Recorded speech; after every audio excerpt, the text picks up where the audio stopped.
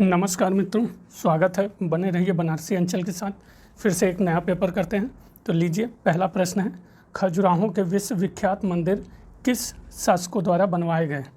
मालवा के परमार, गुजरात के सोलंकी, बुंदेलखंड के चंदेल या बंगाल के पाल? तो सही उत्तर है खजुराहो के विश्वविख्यात मंदिर आपके जिन शासकों द्वारा बनवाए गए, बुंदेलखंड के चंदेल। दूसरा प्रश्न मित्रों, ये इसमें ज्योग्राफी का है, इसको हटाते हैं। सेकंड क्वेश्चन, निम्नलिखित में से कौन शैव मत के कट्टर समर्थक थे? शंकराचार्य, रामानुज, चैतन्य या नामदेव?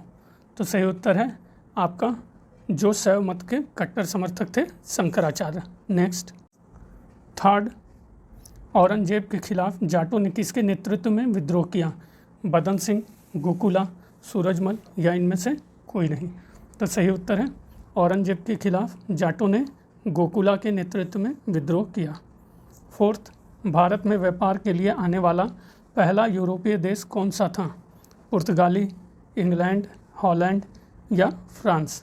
तो भारत में व्यापार के लिए आने वाला पहला यूरोपीय देश आपका पुर्तगाल था। फिफ्थ, भारत में व्यापार के लिए आने वाला अंतिम यूरोपीय देश कौन सा था? फ्रांस, पुर्तगाल, हॉलैंड या इंग्लैंड? तो अंतिम यूरोपीय देश भारत में व्यापार के लिए आने वाला आपका था फ्रांस। भारत में व्यापार के लिए आने वाले यूरोपीय देशों का क्रमशः आगमन का सही युग्म कौन सा है? पुर्तगाल, Holland, England, France, England, Holland, France, पुर्तगाल, इंग्लैंड, फ्रांस, पुर्तगाल, हॉलैंड या पुर्तगाल, फ्रांस, इंग्लैंड, हॉलैंड? तो सही उत्तर मित्रों मन में सोचिए, फिर सही उत्तर की तरफ मैं जाता हूँ। पुर्तगाल, हॉलैंड, इंग्लैंड और फ्रांस। नेक्स्ट, क्वेश्चन नंबर 7, निम्नलिखित में से किस गुप्त शासकों के विजयों के बारे में इलाहाबाद के स्तंभ लेख से जानकारी मिलती है? चंद्रगुप्त प्रथम, चंद्रगुप्त द्वितीय, समुद्रगुप्त या स्कंदगुप्त? तो जिन गुप्त शासकों के विजयों के बारे में इस इलाहाबाद के स्तंभ लेख से जानकारी मिलती है वह है आपका समुद्रगुप्त। 8th, पाणिनि की अष्टाध्यायी निम्नलिखित में से किस विषय की पुस्तक है? चिकित्सा शास्त्र, व्याकरण, ज्योतिष या संगीत? तो पाणिनि की अष्टाध्यायी आपके व्याकरण की पुस्तक है। क्वेश्चन नंबर 9, इतिहास के पिता के नाम से कौन जाना जाता है? हेरोडोटस, टालमी, अरस्तु या चाणक्य? तो इतिहास के पिता के नाम से जो जाना जाता है वह है आपका हेरोडोटस। 10th, किस शासक को उसकी विजयों के लिए भारत का नेपोलियन कहा जाता है? चंद्रगुप्त मौर्य, समुद्रगुप्त, अकबर या शेरशाह? तो सही उत्तर है आपका जिस शासक को उसकी विजयों के लिए भारत का नेपोलियन कहा जाता है वह है समुद्रगुप्त।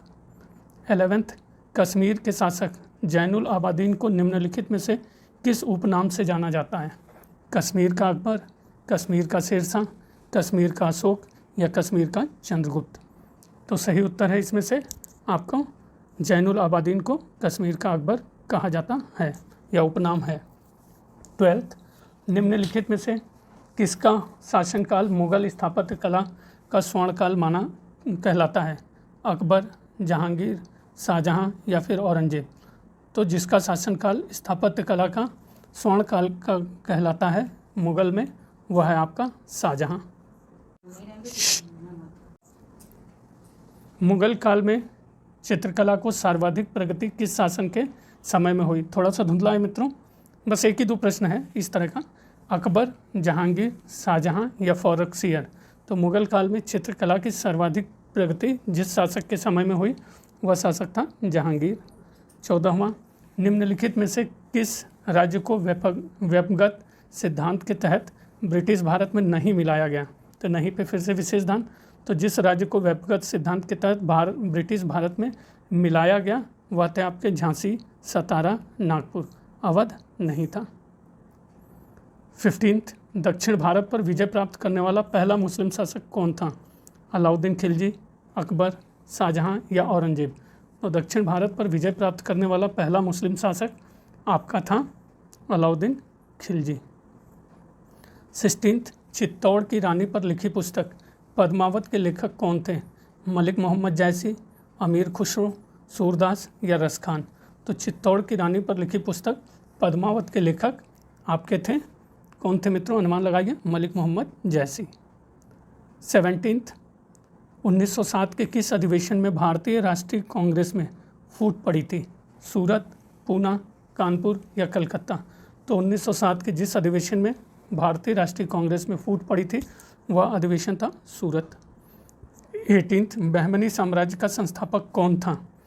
हसन गंगू, यहाँ हलन लिखा हुआ मित्रों, यह श होगा।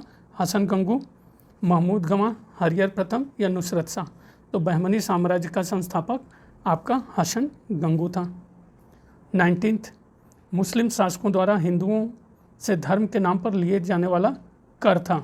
जजिया, ज़कात, खराज या खुम्स? तो मुस्लिम शासकों द्वारा हिंदुओं से धर्म के नाम पर लिए जाने वाला कर आपका जजिया था। 20 भारत में पर्दा प्रथा का आरंभ किस काल में हुआ? वैदिक काल, गुप्त, क्षत्रिय काल या मुस्लिम काल? तो सही उत्तर है पर्दा प्रथा का आरंभ जिस काल में हुआ वो था मुस्लिम काल। 21 कुतुबुद्दीन ऐबक द्वारा बनवाया गया 2.5 दिन का झोपड़ा कहाँ स्थित है? अजमेर, आगरा, लाहौर या दिल्ली? तो ऐबक द्वारा बनवाया गया 2.5 दिन का झोपड़ा जहाँ स्थित है वह स्थान है अजमेर।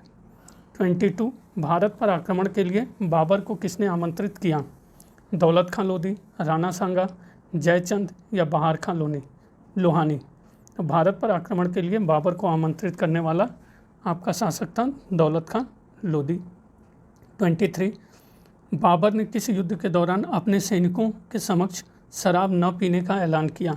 पानीपत, खानवा, चंदेरी या फिर घाघरा? तो सही उत्तर है बाबर ने जिस युद्ध के दौरान अपने सैनिकों के समक्ष शराब न पीने का ऐलान किया वह था खानवा का युद्ध। 24 एलोरा का कैलाश मंदिर किसने बनवाया? कृष्ण प्रथम, दंती दुर्ग, महेंद्र प्रथम या राजेंद्र प्रथम? तो एलोरा का कैलाश मंदिर कृष्ण प्रथम ने बनवाया। 24 महेंद्र वर्मन की उपाधि क्या थी? मत्तविलास, विचित्रचित्त, गुणभर या ये सभी? तो सही उत्तर है महेंद्र वर्मन की उपाधि मत्तविलास, विचित्रचित्त और गुणभर, ये सभी उपाधियां महेंद्र वर्मन की थीं।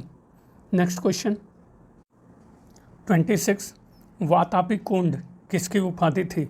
नरसिंह वर्मन प्रथम, महेंद्र वर्मन, नंदी वर्मन या फिर दंती वर्मन? तो वातापी कुंड आपकी नरसिंह वर्मन प्रथम की उपाधि थी। 27 अग्निकुल के सिद्धांत से जुड़े राजपूत में से निम्नलिखित में कौन नहीं था? प्रतिहार, परमार, चौहान या चंदेल? तो अग्निकुल के सिद्धांत से जुड़े राजपूत में से जो नहीं था वह है आपका चंदेल। बाकी अग्निकुल के सिद्धांत से परमार, प्रतिहार और चौहान जुड़े थे। 28 निम्नलिखित में से कौन त्रिपक्षीय संघर्ष के प्रमुख 3 पक्ष थे? पाल, प्रतिहार, राष्ट्रकूट, चोल, चालुक्य, राष्ट्रकूट, चेर, चोल, राष्ट्रकूट या पाल, पांड्य और चोल? तो सही उत्तर है त्रिपक्षीय संघर्ष के 3 पक्ष थे, पाल, प्रतिहार और राष्ट्रकूट। नेक्स्ट मित्रों, त्रिपक्षीय संघर्ष के प्रथम चरण में किनके बीच मुकाबला हुआ था? वत्सराज, ध्रुव और धर्मपाल, वत्सराज, ध्रुव और विग्रहपाल, नागभट्ट, ध्रुव और देवपाल या रामभद्र, ध्रुव और नारायणपाल? तो सही उत्तर है आपका त्रिपक्षीय संघर्ष का प्रथम चरण में जिनके बीच मुकाबला हुआ वत्सराज, ध्रुव और धर्मपाल। 30 त्रिपक्षीय संघर्ष में पारस्परिक संघर्ष का केंद्र था? कन्नौज, बनारस, वातापी या धार? तो सही उत्तर है त्रिपक्षीय संघर्ष में पारस्परिक संघर्ष का केंद्र आपका कन्नौज था। 31 ऋग्वेद में कुल श्लोकों की संख्या कितनी है? 10,462, 10,500, 10,587 या 11,000? तो कुल श्लोकों की संख्या आपके हैं 10,462। 32वां वाकाटक शासक निम्नलिखित में से किस वर्ण से संबंधित थे? ब्राह्मण, क्षत्रिय, वैश्य या इनमें से कोई नहीं? तो वाकाटक शासक आपके ब्राह्मण वर्ण से संबंधित थे। 33 निम्नलिखित में से किस वंश के शासकों को दक्षिणाधिपति कहा जाता है? सातवाहन, वाकाटक, शुंग और कण्व? तो सही उत्तर है जिस वंश के शासकों को दक्षिणाधिपति कहा जाता है वह है आपका सातवाहन। 34वां कण्व वंश का संस्थापक कौन था? सिमुक, देवभूति, वसुदेव या सुशर्मन? तो सही उत्तर है कण्व वंश का संस्थापक वसुदेव था। 35 शुंग वंश का संस्थापक कौन था? पुष्यमित्र, अग्निमित्र, वसुमित्र या भूमिमित्र? तो शुंग वंश का संस्थापक आपके पुष्यमित्र था। नेक्स्ट क्वेश्चन 36, कुषाण वंश का संस्थापक कौन था? कुजुल कड़फिसस, विम कड़फिसस, कनिष्क या हुविस्क? तो सही उत्तर है कुषाण वंश का संस्थापक कुजुल कड़फिसस था। कनिष्क की राजधानी कहाँ थी? पुरुषपुर, कनिष्कपुर, पाटलिपुत्र या उज्जैन? तो सही उत्तर है कनिष्क की राजधानी आपके पुरुषपुर में थी। 38, कनिष्क किस धर्म का समर्थक था? वैष्णव, शैव, बौद्ध या फिर जैन? तो कनिष्क जिस धर्म का समर्थक था वह था बौद्ध। 39, कनिष्क के समय में कौन सी बौद्ध संगति हुई थी? प्रथम, द्वितीय, तृतीय या चतुर्थ? तो सही उत्तर है कनिष्क के समय में चतुर्थ बौद्ध संगति हुई थी। क्वेश्चन 40, निम्नलिखित में से कौन कनिष्क के राज्यसभा में विद्यमान था? अश्वघोष, पार्श्व, वसुमित्र या सभी तीनों? तो जो कनिष्क के राज्यसभा में विद्यमान था वह है आपका सभी तीनों, अश्वघोष, वसुमित्र और पार्श्व। 41, मृत राजाओं की मूर्तियां स्थापित करने के लिए मंदिर बनवाने की प्रथा देवकुल किन शासकों ने आरंभ की थी? कुषाण, शुंग, कण्व या वाकाटक? तो मृत राजाओं की मूर्तियां स्थापित करने के लिए मंदिर बनवाने की प्रथा देवकुल के जिन शासकों ने आरंभ की थी वह शासक थे कुषाण। 42, किस बौद्ध संगति के समय बौद्ध धर्म हीनयान और महायान शाखा में बंट गई? प्रथम, द्वितीय, तृतीय या चतुर्थ? तो सही उत्तर है जिस बौद्ध संगति के समय बौद्ध धर्म हीनयान और महायान की शाखाओं में बढ़ गई वो थी चतुर्थ संगति। 43, 1555 में हुए किस युद्ध में हुमायूं ने हिंदुस्तान में दोबारा गद्दी प्राप्त की? मच्छीवाड़ा एवं सरहिंद का युद्ध, बिलग्राम का युद्ध, चौसा का युद्ध या फिर खानवा का युद्ध? तो सही उत्तर है 1555 में हुए जिस युद्ध में हुमायूं ने हिंदुस्तान में दोबारा गद्दी प्राप्त की वह था मच्छीवाड़ा एवं सरहिंद का युद्ध। 44, हल्दी घाटी का प्रसिद्ध युद्ध किस वर्ष हुआ था?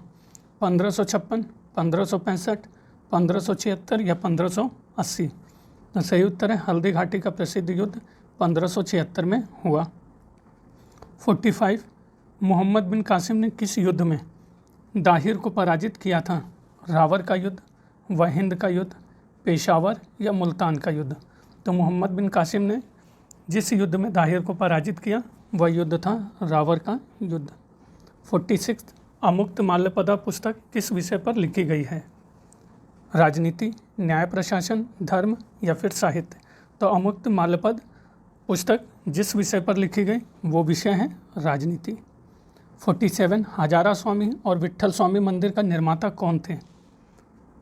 कृष्णदेव राय, अच्युत राय, हरिहर बुक्का या फिर राम राय? तो सही उत्तर आपका हजारा स्वामी और विट्ठल स्वामी मंदिर के निर्माता कृष्णदेव राय थे। 48, अराविडु वंश का संस्थापक कौन था? तिरुमाल, वेंकट, रंगद्वितीय या इनमें से कोई नहीं? तो अराविडु वंश के संस्थापक आपके थे तिरुमाल।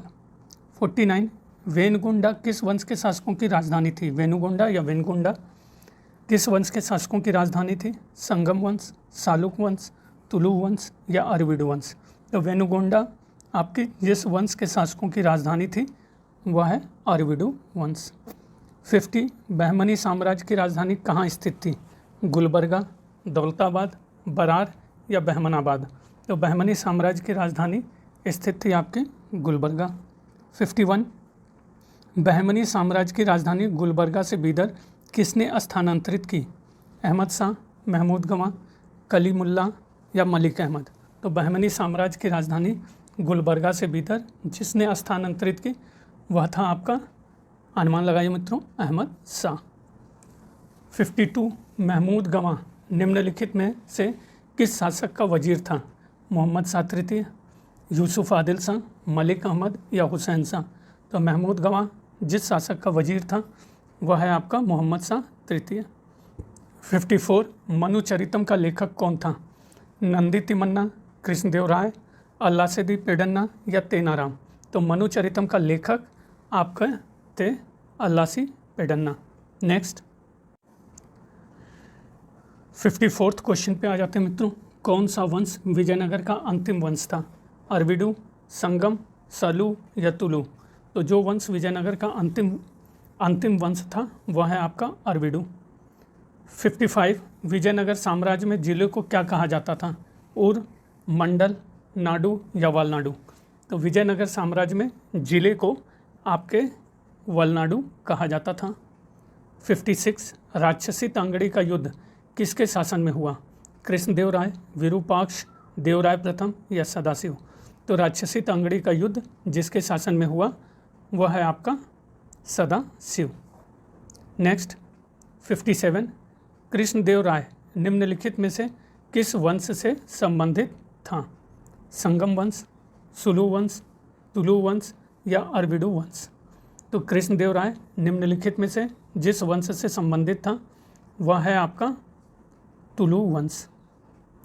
58 कोकीकोंडा के युद्ध में कृष्णदेव राय ने किसको हराया? यूसुफ आदिल शाह, मोहम्मद शाह, नुसरत शाह या इब्राहिम शाह? तो कोकीकोंडा के युद्ध में कृष्णदेव राय ने आपके यूसुफ आदिल शाह को हराया। 59 सती प्रथा का वर्णन किसने किया है? Ibn Battuta, Abdul Razzaq, Nuniz या फिर पायस? तो सही उत्तर है सती प्रथा का वर्णन आपके नूनीज ने किया है। क्वेश्चन नंबर 60 पुर्तगाली यात्री पायस निम्नलिखित में से किसके शासनकाल में भारत आया था?